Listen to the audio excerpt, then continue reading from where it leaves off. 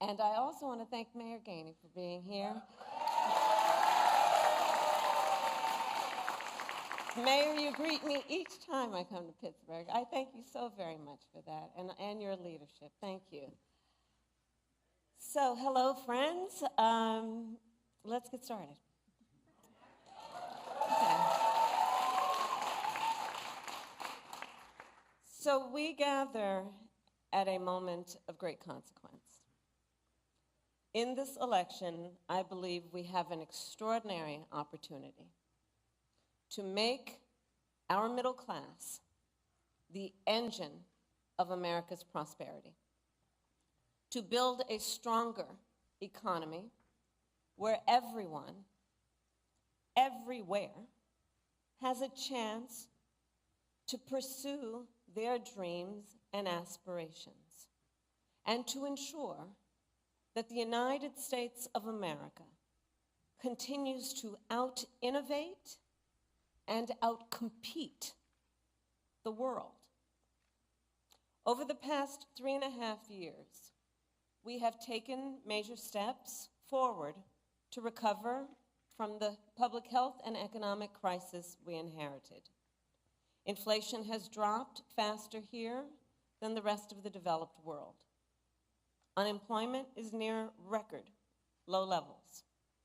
We have created almost 740,000 manufacturing jobs, including 650 at the battery manufacturing plant over in Turtle Creek.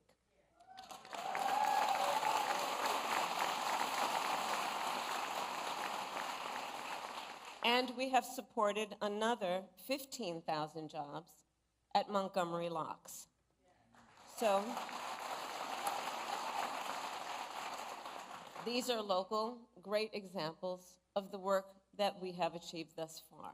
And last week, for the first time, of course, in 4.5 years, the Federal Reserve cut interest rates, which will make it just a little easier for families to buy a home or a car or just pay down their credit card bill. But let's be clear, for all these positive steps, the cost of living in America is still just too high. You know it, and I know it. And that was true long before the pandemic hit. Many Americans who aspire to own a home are unable to save enough for a down payment on a house, and starting to think that maybe home ownership is just outside of their reach. Folks who live in factory towns and in rural communities, who have lost jobs, are wondering if those jobs will ever come back. Many Americans are worried about how they'll afford the prescription medication they depend on. All of this is happening at a time when many of the biggest corporations continue to make record profits while wages have not kept up pace. I understand the pressures of making ends meet. I grew up in a middle-class family, and while we were more fortunate than many, I still remember my mother sitting at that yellow Formica table, late at night, cup of tea in hand, with a pile of bills in front of her, just trying to make sure that she paid them off by the end of the month. Like so many Americans, just trying to make it all work. Every day, millions of Americans are sitting around their own kitchen tables and facing their own financial pressures. Because over the past several decades, our economy has grown better and better for those at the very top, and increasingly difficult for those trying to attain, build, and hold on to a middle-class life. In many ways, this is what this election is all about. The American people face a choice between two fundamentally very different paths for our economy. I intend to chart a new way forward and grow America's middle class. Donald Trump intends to take America backward to the failed policies of the past, He has no intention to grow our middle class. He's only interested in making life better for himself and people like himself, the wealthiest of Americans. You can see it spelled out in his economic agenda.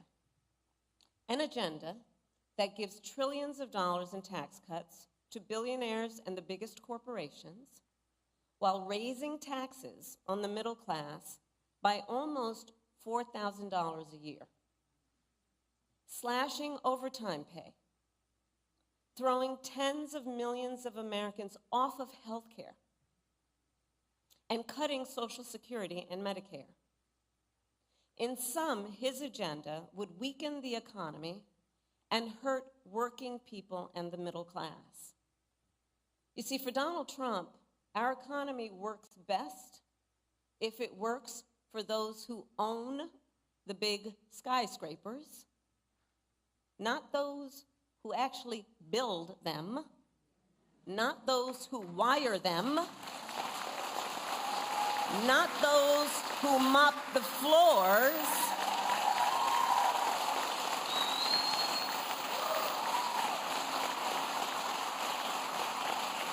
well, I have a very different vision. I have a very different vision for our economy. I believe we need to grow our middle class and make sure our economy works for everyone, for people like the people in the neighborhood where I grew up and the hardworking Americans I meet every day across our nation. So I call my vision the opportunity economy. And it's about making sure everyone can find a job and more, and more. Because frankly, having a job, I believe, in our ambition and aspiration should be baseline. And we should aspire and have the ambition and plan to do more. I want Americans and families to be able to not just get by, but be able to get ahead.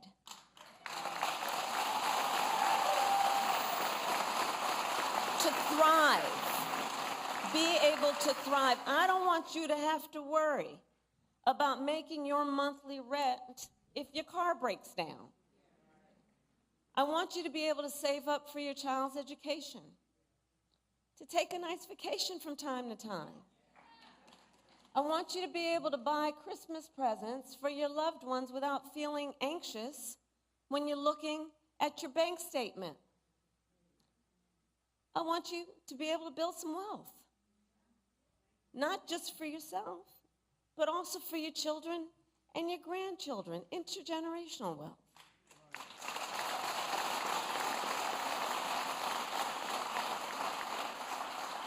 And here's the thing, here's the beauty of it all. We know how to build an economy like that. We do know how to unlock strong, shared economic growth for the American people. History has shown it, time and again. When we invest in those things that strengthen the middle class, manufacturing, housing, healthcare, education, small businesses, and our communities, we grow our economy and catalyze the entire country to succeed. I have pledged that building a strong middle class will be a defining goal of my presidency. And the reason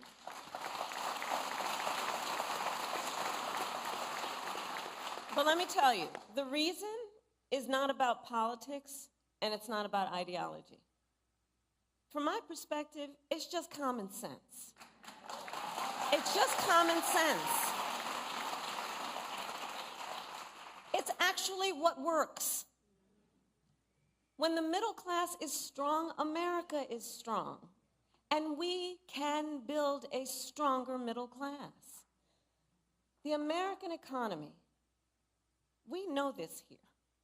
The American economy is the most powerful force for innovation and wealth creation in human history.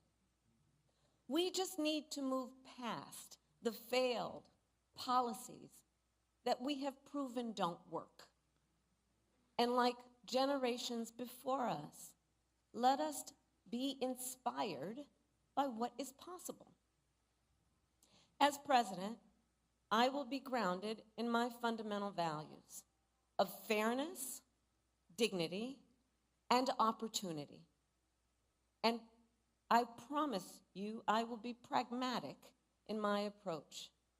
I will engage in what Franklin Roosevelt called bold, persistent experimentation.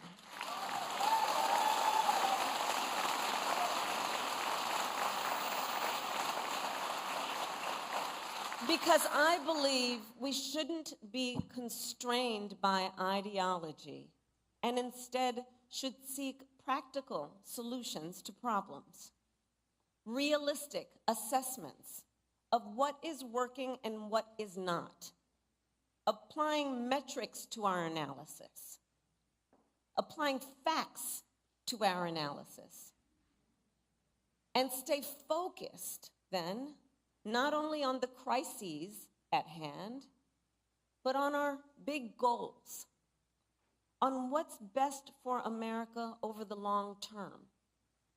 And part of being pragmatic means taking good ideas from wherever they come. Listen, you all know my career. Andrea shared it with you. I am a devout public servant. I also know the limitations of government. I've always been and will always be, and be clear about this, I've always been and will always be a strong supporter of workers and unions. And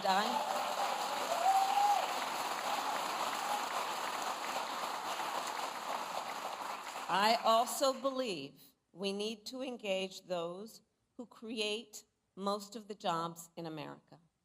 Look, I'm a capitalist. I believe in free and fair markets. I believe in consistent and transparent rules of the road to create a stable business environment. And I know the power of American innovation. I've been working with entrepreneurs and business owners my whole career. And I believe companies need to play by the rules.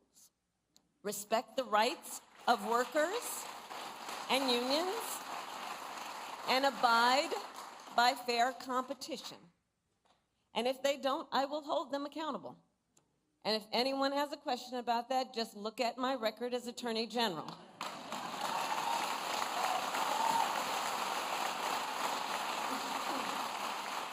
Look at my record in California, taking on the big banks for predatory lending, taking on big healthcare companies for conspiring to jack up prices, taking on a big for-profit college for scamming veterans and students.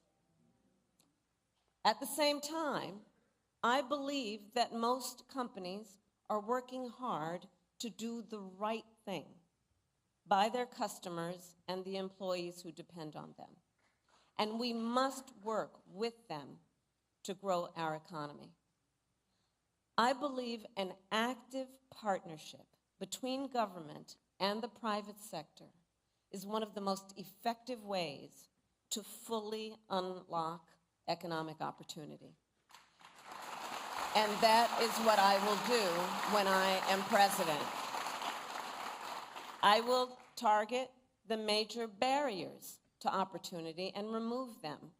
We will identify common sense solutions to help Americans buy a home, start a business, and build wealth. And we will adopt them. So let's start then with the first pillar of an opportunity economy, which is lowering costs.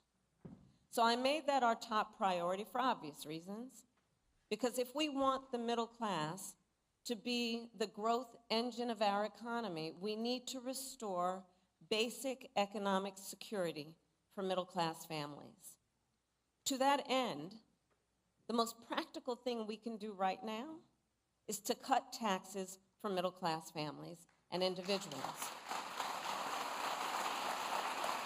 And that's what we will do. Under my plan, more than 100 million Americans will get a middle-class tax break.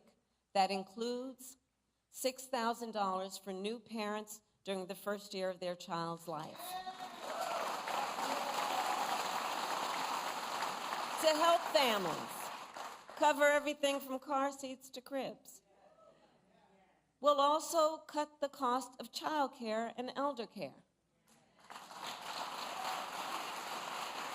And finally, give all working people access to paid leave, which will help everyone caring for children, caring for aging parents, and that sandwich generation, which is caring for both.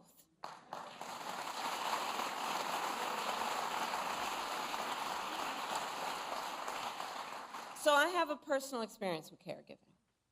I remember being there for my mother when she was diagnosed with cancer, cooking meals for her, taking her to her appointments, just trying to make her comfortable, figuring out which clothes were soft enough that they wouldn't irritate her, and telling her stories to try and make her laugh. I know caregiving is about dignity. It really is. And when we lower the cost and ease the burdens people face, we will not only make it then easier for them to meet their obligations as caregivers, we will also make it more possible for them to go to work and pursue their economic aspirations. And when that happens, our economy as a whole grows stronger. Now, middle-class tax cuts are just the start of my plan. We will also go after the biggest drivers of cost for the middle class and work to bring them down. And one of those, some would argue one of the biggest, is the cost of housing. So here's what we will do. We will cut the red tape that stops homes from being built and take on, in addition, corporate landlords who are hiking rental prices. And we will work with builders and developers to construct 3 million new homes and rentals for the middle class, because increasing the housing supply will help drive down the cost of housing.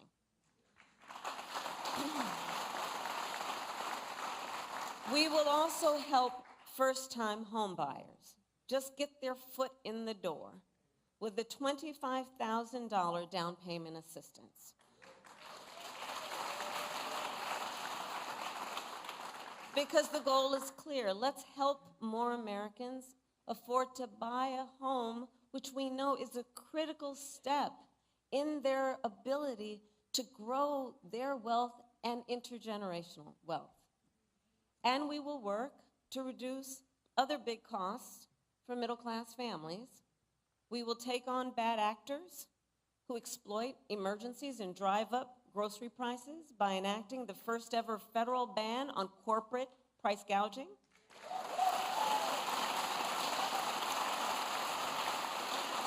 I had the experience of dealing with that when I was Attorney General. We will take on Big Pharma and cap the cost of prescription drugs for all Americans, just like we did for our seniors.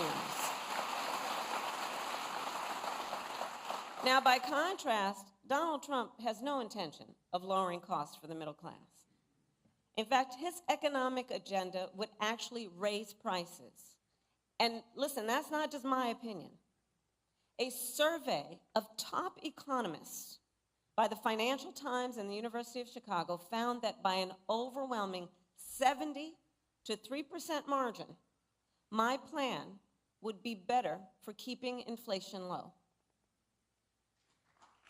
Objective economists have been very clear. The second pillar of an opportunity economy is investing in American innovation and entrepreneurship.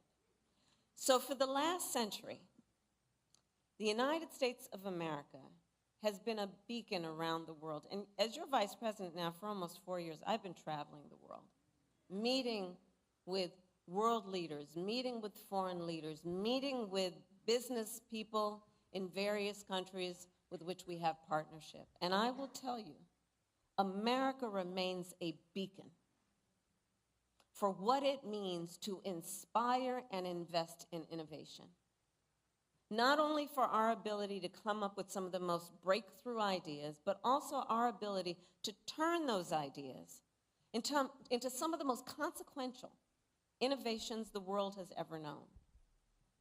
I believe the source of our success is the ingenuity, the dynamism, and enterprising spirit of the American people. To paraphrase, yes, it is, it's our nature. It's our nature. To paraphrase Warren Buffett, since the founding of our nation, there has been no incubator for unleashing human potential like America. And we need to guard that spirit. We have to guard that spirit. Let it always inspire us. Let it always be the source of our optimism, which is that spirit that is so uniquely American. And let that then inspire us by helping us to be inspired to solve the problems that so many face, including our small business owners. So as I travel the country, what I hear time and again from those who own small businesses and those who aspire to start them is that too often an entrepreneur has a great idea, not too often, that's good, and they have the willingness to take the risk, but they don't have access to the capital that they need to make it real. And as Andrea said, not everybody was handed on a silver platter $400 million and then filed for bankruptcy 6 times. Oh, I said that. I actually said that. Well, we can make it easier. We can make it easier for our small businesses to access capital. On average, it costs about $40,000 to start a new business. But currently, the tax deduction for startups is only $5,000. So currently, for startup costs, the tax deduction is $5,000. Well, in 2024, it is almost impossible to start a business on $5,000, which is why, as president, I will make the startup deduction 10 times richer, and we will raise it from $5,000 to $50,000 tax deduction.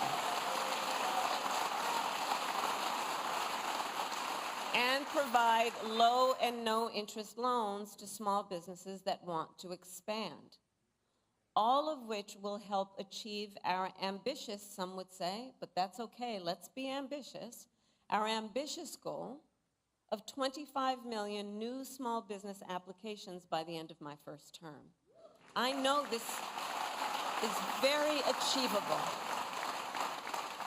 And for anyone here who is a small business owner, works for a small business, or has a small business in your life, you understand what I'm talking about in terms of when we build up our small businesses, what that does to entire communities to lift them up economically, civically, culturally, and in every way. Small businesses, the point being, help drive our economy. And they create nearly 50% of private sector jobs. And they strengthen our middle class.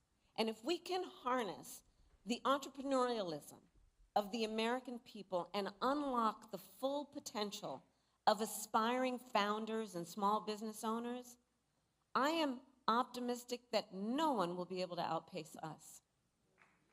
By contrast, Donald Trump, when he was president, has been described by one of the nation's leading experts on small businesses in a piece he published in a major paper as not being good for small businesses. In fact, the title, I'm bearing the lead right now. One of the leading experts on small businesses published a piece in one of the major newspapers, and the title, I'm going to quote, "Does Donald Trump hate small businesses?" And their answer was yes. Their answer was yes. Because at the same time that Donald Trump was giving a tax cut to big corporations and billionaires, he tried to slash programs for small businesses and raise borrowing costs for them. Instead of making it easier, he actually made it more difficult for them to access capital. And that's not surprising, because Donald Trump just does not prioritize small businesses. He does not seem to value, frankly, the essential role they play. But look, when I look at small business owners, I see some of the heroes of our economy. Not only entrepreneurs, but as I said, civic leaders, community leaders, part of the glue that holds communities together. The third pillar of our opportunity economy is leading the world in the industries of the future and making sure America, not China, wins the competition for the 21st century.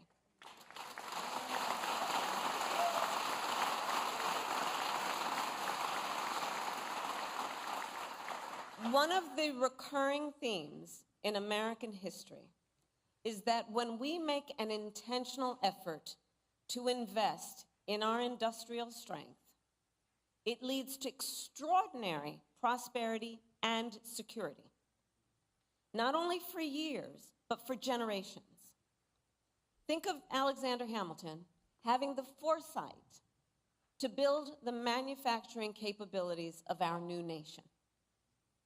Think of Lincoln and the Transcontinental Railroad. Think of Eisenhower and the interstate highway system.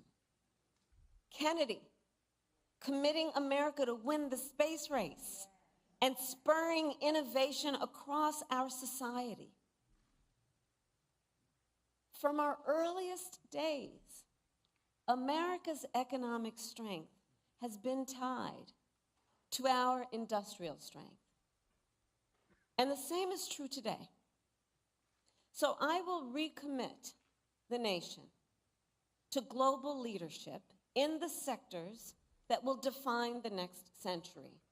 We will invest in biomanufacturing and aerospace, remain dominant in AI and quantum computing, blockchain and other emerging technologies, expand our lead in clean energy innovation and manufacturing,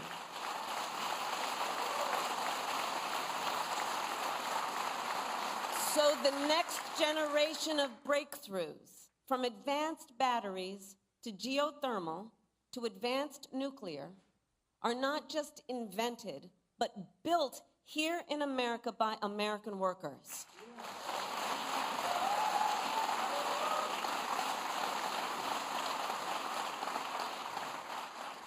And we will invest in the industries that, for example, made Pittsburgh the Steel City by offering tax credits for expanding good union jobs in steel and iron and manufacturing communities like here in Mon Valley. And across all these industries of the future, we will prioritize investments for strengthening factory towns. This is so important. For strengthening factory towns, retooling existing factories, hiring locally, and working with unions, because no one who grows up in America's greatest industrial or agricultural centers should be abandoned. And understand what that means for real people, people we know, people we care about. We don't have to abandon a strength we've known to achieve a strength that we plan.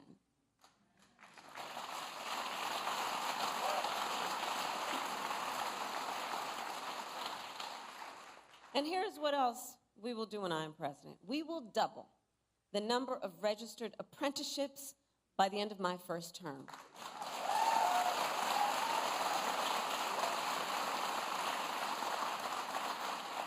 Because I almost made it a goal of mine. I think I am going to fall short, but trying to visit every IBEW local in America, because I'm going to tell you, those apprenticeship programs, those are tough duty, man. And women and everyone. They're tough duty. I mean, talk about the skills that are about engineering and science and math and just the most highly skilled folks who are in those apprenticeships and teaching there. And so one of the things we must do, understanding that and understanding the nature of that part of our educational system, is let's eliminate degree requirements while increasing skills development. And let's start with something I can do as president, was ensure that we do that for the 500,000 of federal jobs that are within our ability to make it so. Showing what is possible and then challenging the private sector to make a similar commitment to emphasizing skills and not just degrees.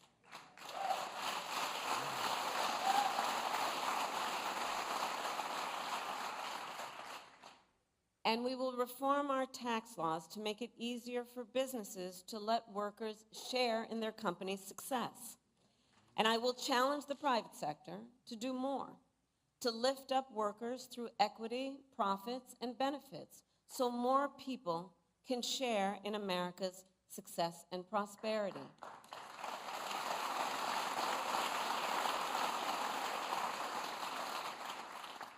And not only must we build the industries of the future in America, we must also build them faster. You know, there's a time for patience, and there's a time for impatience. That's not in Ecclesiastics, but just went off script for a minute, Mayor. But the simple truth is, in America, it takes too long and it costs too much to build. Whether it's a new housing development, a new factory, or a new bridge, projects take too long to go from concept to reality. It happens in blue states, it happens in red states, and it's a national problem. And I will tell you this, China is not moving slowly. They're not. And we can't afford to either. If we are to compete, we can't afford to either. As president, if things are not moving quickly, I will demand to know why, and I will act. I will work with Congress, workers and businesses, cities and states, community groups and local leaders to reform permitting, to cut red tape, and get things moving faster. Because, look, as I said, patience may be a virtue, but not when it comes to job creation or America's competitiveness. Many of you know, the Empire State Building, you know how long it took to build that? 1 year. The Pentagon, you know how long that took? 16 months. No one can tell me we can't build quickly in our country.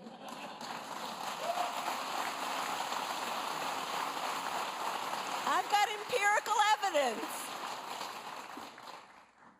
Now look, my opponent, Donald Trump, well, he makes big promises on manufacturing. Just yesterday, he went out and promised to bring back manufacturing jobs. And if that sounds familiar, it should. In 2016, he went out and made that very same promise about the Carrier plant in Indianapolis. You'll remember, Carrier then offshored hundreds of jobs to Mexico under his watch. And it wasn't just there. On Trump's watch, offshoring went up and manufacturing jobs went down across our country and across our economy. All told, almost 200,000 manufacturing jobs were lost during his presidency starting before the pandemic hit, making Trump one of the biggest losers ever on manufacturing.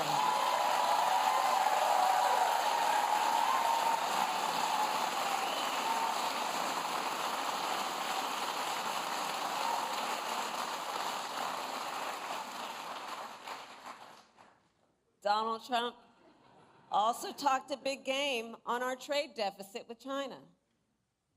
But it is far lower under our watch than any year of his administration.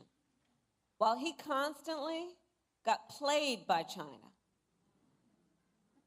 I will never hesitate to take swift and strong measures when China undermines the rules of the road at the expense of our workers, our communities, and our companies, whether it's flooding the market with steel, inferior, or at all, unfairly subsidizing shipbuilding, or hurting our small businesses with counterfeits. Recall, Donald Trump actually shipped advanced semiconductor chips to China, which helps them upgrade their military. Understand the impact of these so-called policies that really are not about a plan for strengthening our prosperity or our security. I will never sell out America to our competitors or adversaries. Never.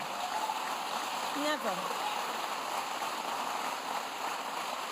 And I will always make sure we have the strongest economy and the most lethal fighting force anywhere in the world.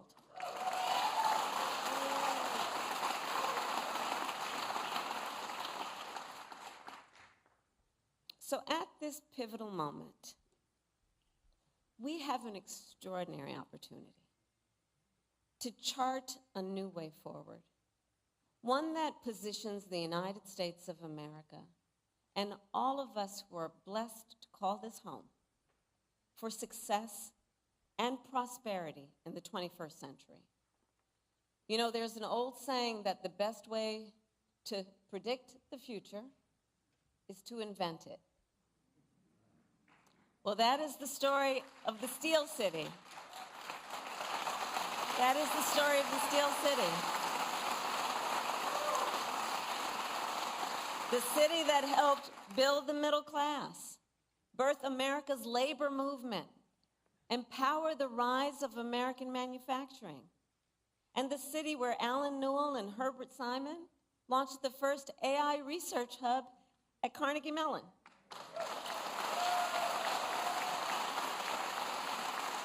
And created entirely new fields like machine learning. And Carnegie Mellon is now home to the largest university robotics center in America.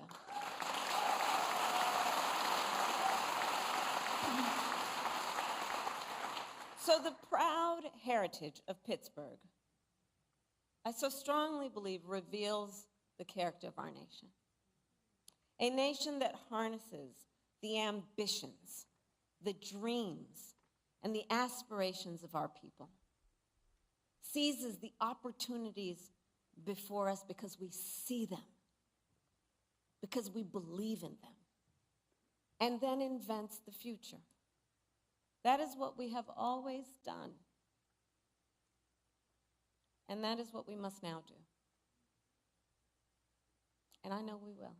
I thank you all for inviting me. May God bless you. And may God bless the United States of America.